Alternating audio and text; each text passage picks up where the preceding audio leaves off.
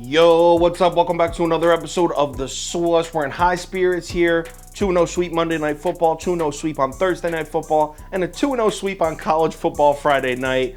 So we're entering the weekend with some momentum.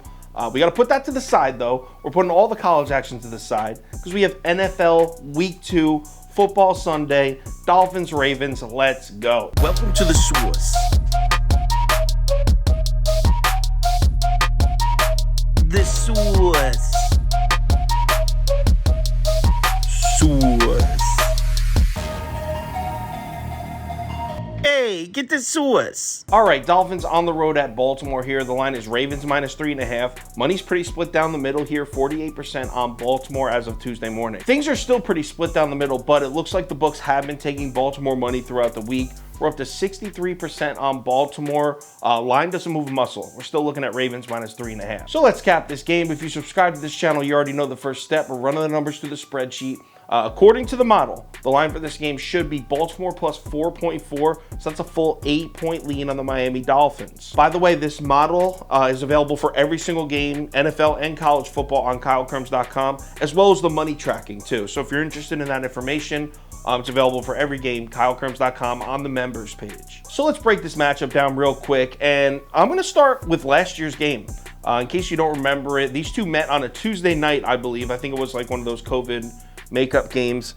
Baltimore 22-10, and the Dolphins defense held Lamar Jackson and the Ravens offense to just 304 yards of total offense. The reason I'm bringing that up first is because it's not just the final score and the fact that Miami won, it's how they won here. Lamar Jackson was 26 of 43, 238 yards, 1 touchdown, 1 pick, and the story of the game was that Lamar Jackson and the Baltimore Ravens offensive line just could not handle the blitz of the Dolphins. Now, last week against New England, Miami had a blitz rate of just 27.3%. That's a significant drop-off from last year when they were second in the NFL with a 39.6% blitz rate. But what the Dolphins defense did do is line up in cover zero, showing blitz all the time, and that's exactly what they did last year against Baltimore in their matchup. In that game, Miami lined up in cover zero, showing blitz. That means there's no safety. Everyone's on the line of scrimmage. So they lined up in cover zero, showing blitz 55% of defensive snaps last year against the Ravens. So even if they're actually blitzing a little less than last year, by the way, it's only been one game, so we'll see. But even if they're blitzing a little less, it's still a factor because they're showing it all the time, more than half the snaps. So needless to say, the Baltimore offense against the Miami defense, that matchup has me a little worried. But you want to know what worries me more? The current state of the Baltimore Ravens secondary. The good news, Marcus Peters is back and making his first NFL start since January of 2021. But that's the only good news. The Ravens have 3 new injuries in their secondary, brand new injuries. Marlon Humphrey, who finally came back from injury, hurt his quad. I believe he left practice on Thursday and hasn't practiced since. Also, Kyle Fuller's out. I think he got hurt in the game last week. And their replacement to start in place of Kyle Fuller in the slot corner, he's hurt too. He left practice on Thursday as well. So this Ravens secondary, just when we were excited this year to finally see what this Baltimore Ravens defense could do with their secondary finally healthy. It was hurt all of last year.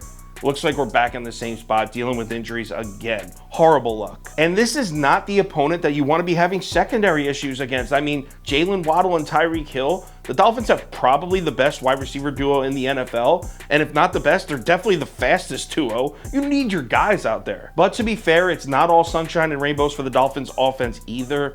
They're going to be without right tackle Austin Jackson this week. And this Dolphins offensive line is not one of their strengths. In fact, the offensive line is probably Miami's weakest position group. The Dolphins were just 30th in the NFL in adjusted line yards last year. This is not a unit that can afford to just be losing right tackles. All right, so who am I betting? I'm not gonna lie, I don't know why I did a video on this game because I think this is hands down the most difficult game to bet against the spread on the board this week. But personally, I think the Ravens secondary issues are more significant than the Dolphins missing a right tackle. So I'm taking Miami. I love that I'm getting a hook with it. Give me Miami plus 3.5. Let's go fish. If anything changes with this pick, I will let you know on Twitter. So give me a follow there if you're interested. Also, if you wanted the bet of the day, the underdogs of the day, the top 7 bets, and the 2 parlays of the day for the NFL Sunday, make sure you download the Sauce Network app or go to KyleKirms.com. Week 2 NFL Sundays here. Let's have a great day. Reel in some units. I'll talk to you on Twitter.